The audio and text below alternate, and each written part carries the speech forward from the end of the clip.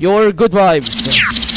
Samantala, ito pang isang balita, libo-libong Batanggenyo nakiisa sa makulay na pagdiriwang ng ika-57th Foundation Day at Sublian Festival sa Batangas City. Sa detalye ng balita, ihahatid ni DJ Joey Boy.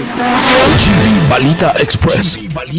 Mga ka-vibes, isang makulay at matagumpay na selebrasyon nga ang nasaksihan kahapon ng ating mga ka-vibes sa pagdiriwang ng ika-57 Foundation Day ng Batangas City at Sublian Festival 2026 na dinulhan ng libo-libong Batanggenyo at mga panauhin mula sa iba't ibang sektor. Sinimula ng pagdiriwang sa pamamagitan ng misa ng pasasalamat na pinangunahan ni Father Ilde Dimaano at Father Angel Pastor. Kasunod nito ang flag raising ceremony at pag-aalay ng bulaklak sa bantayog ni Gat Apolinario Mabini bilang pagpupugay sa kasaysayan at mga naging ambag ng mga naunang henerasyon sa pag-unlad ng lungsod. Dumalo sa programa sina Batangas City Mayor Marvin Marino, Congressman Beverly Abaya Dimacuha, Vice Mayor Eliza Cruz at mga miyembro ng Sangguniang Panlunsod, mga opisyal ng lokal na pamahalaan, gayon din sina Miss Global Universe 2026 Lindsay Maranan at Binibining Lunsod ng Batangas 2026 Nika Dadwa. Naging tampok din ang Grand Parade na nilahukan ng libo-libong walking contingents mula sa mga barangay, paaralan, tanggapan ng pamahalaan, pribadong sektor, transport groups at iba't ibang organisasyon.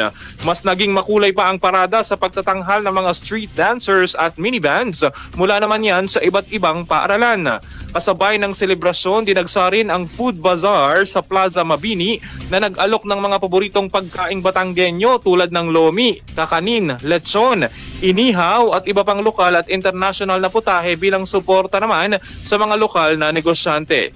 Nagtagisan din sa husay sa pagluluto ang iba't ibang barangay at samahan sa pamana ng Panlasa Cook-Off Challenge kung saan itinampok ang mga natatanging lutuing Batanggenyo gaya ng kalderetang alae, nilupak at sinaing na tulingan.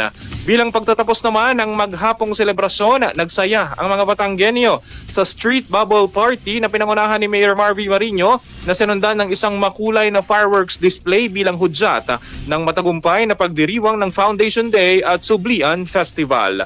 Tiniyak naman ng Batangas Component City Police Station, Traffic Development and Regulatory Office o TDRO, Discipline and Security Services o DSS at City Disaster Risk Reduction and Management Office o CDRRMO ang kaayusan at seguridad ng buong pagdiriwang. Para sa GV Balita Express, ito si DJ Joey Boy sa GV 99.9. Your good vibes. Samantala mga ka-vibes, Bantay Bulkan naman tayo. GV 99.9 Bantay Bulkan. Taal Volcano na